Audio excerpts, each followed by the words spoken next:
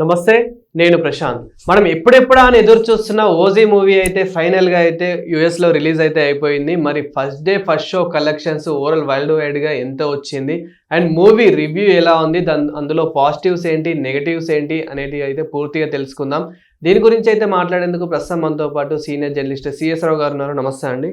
నమస్తే సార్, ఎట్టకేలకు OG movie అయితే రిలీజ్ అయితే అయిపోయింది. సో ఫైనల్గా మూవీ ఎలా ఉంది అనుకోవచ్చు, ఇందులో పాజిటివ్స్ ఏంటి, నెగిటివ్స్ ఏంటి అండ్ ఓవరాల్గా కలెక్షన్స్ చూసుకున్నా కానీ ఏ విధంగా ఉన్నాయి అనుకోవచ్చు? ఇప్పుడు మనకు ఓవర్సీస్ నుంచి వస్తున్నటువంటి ఫస్ట్ రివ్యూని కనుక చూస్తే, ఫస్ట్ ఒపీనియన్ చూస్తే కనుక అక్కడి నుంచి చాలామంది ట్వీట్లు చేస్తున్నారు. ట్వీట్లు చేసి ఆ పోస్టులు కూడా పెడుతున్నారు. ఇప్పటి వరకు ఏ సినిమా చెయ్యనంత కలెక్షన్స్ చేసిందట ఫస్ట్ రోజే. $2.5 మిలియన్ కలెక్ట్ చేసిందంట. $2.5 మిలియన్.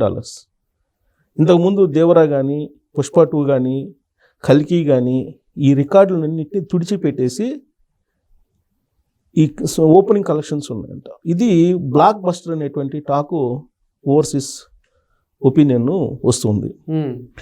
ఎందుకు బ్లాక్ బస్టర్ అని అంటే, సుజిత్ డైరెక్టరు సాహోలో చేసినటువంటి తప్పులు ఏవైతే ఉన్నాయో అవి ఏమీ కనిపించకుండా స్క్రీన్ ప్లేని అద్భుతంగా తీర్చిదిద్దాడు అని చెప్పి ఒక ప్లస్ పాయింట్ అనిపిస్తుంది. అలాగే రెండో ప్లస్ పాయింట్ ఏంటంటే, ప్రతి 10 నిమిషాలకి ఒకటి ఎగ్జైట్మెంట్ ఇచ్చేటువంటి సీన్స్ క్రియేట్ చేశాడంట. నెక్స్ట్ లెవెల్కి తీసుకెళ్ళిపోయారు పవన్ కళ్యాణ్ నటనని, పవన్ కళ్యాణ్ యాక్షన్ని అనేటువంటి ఒపీనియన్ ఒకటి వస్తుంది. అదే లెవెల్లో విలన్ అస్మి విలన్ ఉన్నారు కదా, అతను కూడా పవన్ కళ్యాణ్కి ఏమాత్రం తగ్గకుండా పోటాపోటీగా చేశారనేది ఇంకొక రివ్యూ వస్తుంది. సో అసలు ఈ బేసిక్ సినిమా ఏంటి, స్టోరీ లైన్ ఏంటంటే, వాళ్ళు చెప్తున్న దాని ప్రకారం ముంబైలో ఒక డాన్గా ఉంటారు. ఎవరు? ఈ ఓజస్ పవన్ కళ్యాణ్. ఓమి అనే అతను ఆ తర్వాత వస్తాడు. ఇతను కొన్ని కారణాల వల్ల అజ్ఞాతంలోకి వెళ్ళిపోతాడు. ఓజస్ ఎవరు? పవన్ కళ్యాణ్. అజ్ఞాతంలోకి వెళ్ళిపోయిన తర్వాత ఈ ఓమి అనే అతను అక్కడ అరాచకాలు స్టార్ట్ చేస్తాడు. అప్పుడు ఓజస్ను మళ్ళీ తీసుకురావడానికి ప్రయత్నం చేస్తారు. అది అసలు ఈ మొత్తం ఒక గ్యాంగ్, ఒరిజినల్ గ్యాంగ్ వార్ లాగా. సో ఇది స్టోరీ. దీంట్లో హీరోయిన్ ప్రియాంక మోహన్ యాక్షన్ న్యాయం చేసిందని చెప్పి చెప్తున్నారు. దాంతోపాటు వేరియేషన్స్, ప్రకాష్ రాజ్ వేరియేషన్స్ కూడా ఈ సినిమాలో కొంత అట్రాక్టివ్గా కనిపించినాయని, అన్నిటికంటే కూడా శ్రేయారెడ్డి యాక్షన్ హైలైట్ అని చెప్పి చెప్తున్నారు. శ్రేయారెడ్డి చేసినటువంటి యాక్షన్. అలాగే అర్జున్ దాస్ ఉన్నాడు దాంట్లో. సో వీళ్ళంతా కూడా స్టార్ కాస్టింగ్ కూడా అద్భుతంగా ఉంది. అలాగే బ్యాక్గ్రౌండ్, తమన్ బ్యాక్గ్రౌండ్ హైలైట్ అయిందని చెప్పి ఇంకోటి వినిపిస్తుంది.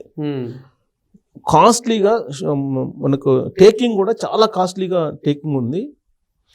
అసలు ఊహించినటువంటి విధంగా ఈ సీన్స్ ఉన్నాయంట, కొన్ని ఊహించినటువంటి విధంగా. అసలు ఇప్పటి వరకు ఇలాంటి సీన్స్ చూడలేదని చెప్పేసి ఓవర్సీస్ ప్రేక్షకుల నుంచి వస్తున్నటువంటి ఇన్ఫర్మేషన్. అంత అద్భుతంగా ఈ సినిమాని తీర్చిదిద్దారు. ఇది బ్లాక్ బాస్టర్ సినిమా అని చెప్పి చెప్తూ ఉన్నారు. అంటే సార్, ఇక్కడ స్క్రీన్ ప్లే, డైరెక్షన్ అంతా అద్భుతంగా ఉంది అనుకోవచ్చు. దానికి తోడు సో తమన్ గారి బ్యాక్గ్రౌండ్ మ్యూజిక్ అండ్ అదేవిధంగా స్టోరీలోకి వెళ్తే స్టోరీ అందరికీ కనెక్ట్ అయ్యేలాగా ఉందా? స్టోరీ గ్యాంగ్స్టర్ స్టోరీని బేస్ చేసుకుని అనేక వచ్చాయి అంతకుముందు. కానీ దీన్ని ఈ యాక్షన్ సీన్స్లో నెక్స్ట్ లెవెల్కి తీసుకెళ్లారు అనేది.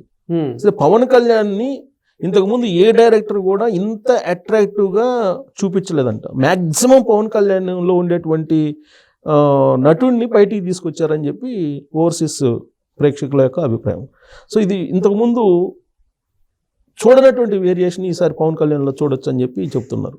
అందుకే ఈ సినిమా కలెక్షన్స్, ఓపెనింగ్స్ కూడా ఈ రికార్డు బ్రేక్ చేసాయని చెప్పి. మామూలుగా నిన్నటి వరకు ఏం చెప్పారు, అమెరికాలో ఎవరో కేసు వేశారు, దాంతో అడ్వాన్స్లన్నీ వెనక్కి ఇచ్చేస్తున్నారు అని చెప్పి మీడియాలో వచ్చింది కదా. వాళ్ళు కేసులు కానీ ఈ అడ్వాన్స్లు ఇవ్వటం కానీ ఇవన్నీ తూచి వీటన్నిటిని బ్రేక్ చేసేసి, వీటన్నిటిని ఓవర్కమ్ చేసేసి అంతకు ముందు ఉన్నటువంటి రికార్డ్స్ అన్నిటిని తుడిచిపెట్టేసి $2.5 మిలియన్ డాలర్స్ని కలెక్ట్ చేసిందంటే $1 మిలియన్ మామూలు విషయం కాదు.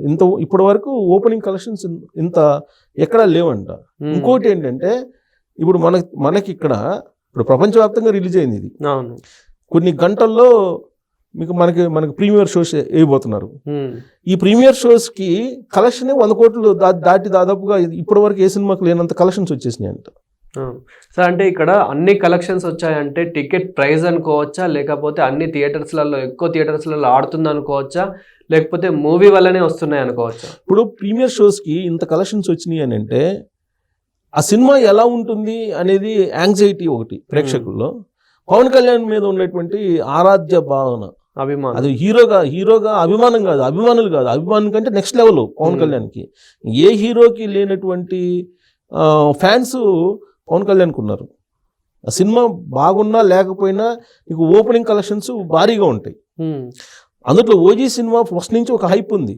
అది ఆ సినిమా చాలా బాగుంది, సుజిత్ అద్భుతంగా తీస్తున్నారు అని చెప్పి చాలా ఉంది. బట్ ఆ ట్రైలర్లో కొంచెం అక్కడక్కడ కొన్ని చిన్న మిస్టేక్స్ లేట్గా రావడం ఇవన్నీ జరిగాయి. కానీ బట్ సెన్సార్ వాళ్ళు కొన్ని అభ్యంతరాలు పెట్టిన ఇవన్నీ జరిగాయి. కానీ వాటన్నిటిని ఓవర్కమ్ చేసేసి ఇప్పుడు బ్లాక్ బస్టర్ దిశగా ఈ సినిమా వెళ్తుందని చెప్పి తెలుస్తుంది. అలాగే థియేట్రికల్ ట్రైలర్ వచ్చిన తర్వాత నీకు బిజినెస్ కూడా, నీకు ఓవర్సీస్ బిజినెస్ కానీ లేదంటే శాటిలైట్ బిజినెస్ కానీ ఇవన్నీ కూడా పెద్ద ఎత్తున జరిగాయని చెప్పి లెక్కలు చెప్తున్నారు. మొత్తం 250 కోట్లతోటి ఈ సినిమాని నిర్మిస్తే ఫస్ట్ డేనే అంత వచ్చే పరిస్థితులు కనపడుతున్నాయని చెప్పేసి చెప్తున్నారు. దానికి సంబంధించి రికార్డ్స్కి సంబంధించి నేను ఒక డేటా వచ్చింది, ఆ డేటా చెప్తాను. రికార్డ్స్కి సంబంధించి ఎంత రికార్డ్స్ చేసినాయి అమెరికాలో సరికొత్త రికార్డులు వాళ్ళు పెట్టారనమాట. ఎక్కడెక్కడ ఎంత వచ్చింది ఏంటి అనేది, వరల్డ్ వైడ్ బిజినెస్ ఎన్ని కోట్లు వచ్చిందని కూడా వాళ్ళు ఒక రకంగా అంచనా వేశారు. సో ఇక్కడ మనం చూస్తే మనకి తెలుగు రాష్ట్రాల థియేట్రికల్ రైట్స్ అంటే థియేటర్ వాళ్ళు కొన్ని బిజినెస్ ఆంధ్రాకి 80 కోట్ల రూపాయలు, సీడెడ్ 22 కోట్ల రూపాయలు, అక్కడే 102 కోట్లు కనబడుతుంది. ఆంధ్రప్రదేశ్ రైట్స్ 102 కోట్లు ఆంధ్రప్రదేశ్ రైట్, ఆంధ్రాకి 880 కోట్లు, సీడెడ్కి 22 కోట్లు, ఆంధ్రప్రదేశ్ రైట్స్ వచ్చేసి 102 కోట్లు మేర బిజినెస్ జరిగింది రెండు కలిపి. అలాగే నిజాం థియేట్రికల్ రైట్స్ వచ్చేసి 55 కోట్లు. ఈ సినిమా తెలుగు రాష్ట్రాల్లో 2 రాష్ట్రాల్లో కలిపి 150 కోట్ల రూపాయలు బిజినెస్ చేసింది జీఎస్టీతో కలిపి. ఇక కర్ణాటకలో 8 కోట్ల రూపాయలకి ఈ రైట్స్ తీసుకున్నారు, ఈ సినిమాకి రైట్స్. తమిళనాడు కేరళ హక్కులు 3 కోట్ల రూపాయల మీద తీసుకున్నారు. ఇక north America theatrical rights $2.9 million, నేను ఇంకా 2.5 అన్నా, $2.9 మిలియన్ తీసుకున్నారంట. అలాగే 25.5 కోట్ల రూపాయల మేర, అంటే మిలియన్లో కన్వర్ట్ చేస్తే 25 కోట్ల రూపాయలకి తీసుకున్నారు. దాని క్రాస్ ఫస్ట్ డేలోనే చేసింది. ఫస్ట్ డేలోనే 2.5 మిలియన్ వచ్చిందంటే ఇంకేముంది 2.9 అంటే ఆల్మోస్ట్ ఇంకా సెకండ్ డేకి దాటిపోతుంది. సో ప్రాఫిట్స్లో ఉంది. యుఎస్లో బ్రేక్ ఈవెన్ కావాలంటే ఇంకొక $4.5 మిలియన్ వసూలు కావాల్సింది, అంతే. 4.5 మిలియన్ కావాలి, ఇంకంతే. వెరీ సింపుల్ అది. అంటే ఫస్ట్ డేలోనే మొత్తం ఆల్మోస్ట్ వచ్చేసినాయి. ఇక తెలుగు రాష్ట్రాల్లో 151 కోట్ల రూపాయలు, కర్ణాటక కేరళ తమిళనాడు హక్కులు 11 కోట్లు, నార్త్ అమెరికా వచ్చేసి 25 కోట్లు, అంటే మొత్తంగా 200 కోట్ల రూపాయలు సుమారుగా ఇది బిజినెస్ జరిగిపోయింది.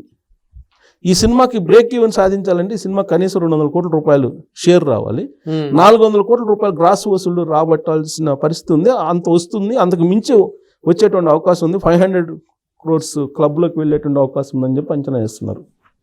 అలాగే మీకు ఇక్కడ బ్రేక్స్ చూస్తే ఓవర్సీస్ వసూళ్ళు బ్రేక్ చేసేసింది ఇంతకుముందు సినిమాల కంటే.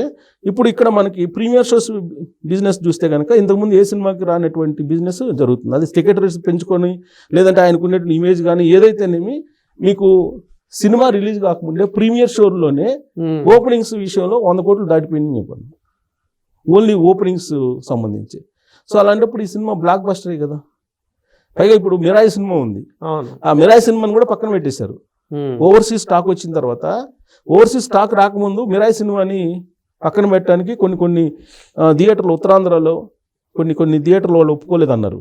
ఎప్పుడైతే ఓవర్సీస్ టాక్ వచ్చిందో ఇమీడియట్గా మిరాయిని కూడా పక్కన పెట్టేసి ఇప్పుడు ఈ సినిమాని ఓజీ సినిమాని ప్రదర్శించడానికి రేపటి నుంచి సిద్ధమవుతున్నారు. సో ఓపెనింగ్ ఇప్పుడు మనకి కొన్ని గంటల్లో రిలీజ్ కాబోతుంది ఇక్కడ ఇది బెనిఫిట్ షోస్. ఈ బెనిఫిట్ షోస్ లో రచ్చరచ్చేహన, ఎందుకంటే చాలా కాలం నుంచి వెయిట్ చేస్తున్నారు పవన్ కళ్యాణ్ అభిమానులు హిట్ కోసం. కాటమరాయుడు దగ్గర నుంచి హరిహర వేలమల్లు చేదు అనుభవాన్ని మిగిల్చింది, కానీ ఇప్పుడు ఇది మరో లెవెల్లో ఉందంటున్నారు. మామూలుగానే ఫ్యాన్స్ ఎక్కువ, ఇక మరో లెవెల్లో పవన్ కళ్యాణ్ సినిమా ఉంది, ప్లస్ ఆయన్ని లుక్ కూడా డిఫరెంట్గా ఉంది, ప్లస్ టేకింగ్ డిఫరెంట్గా ఉంది అని చెప్తున్నారు ఓవర్సీస్ రివ్యూ ప్రకారం. మరి ఆ బ్లాక్ బస్టర్ టాక్ వస్తుంది అక్కడి నుంచి. ఈ బ్లాక్ బస్టర్ టాక్ వస్తే ఇంకా పవన్ కళ్యాణ్ ఫ్యాన్స్ని మనం అసలు ఇక ఇంకో రేంజ్లో చూడాలి మనం. అంటే 500 క్లబ్లోకి వెళ్ళినా ఆశ్చర్యపోవస్తుంది సినిమా.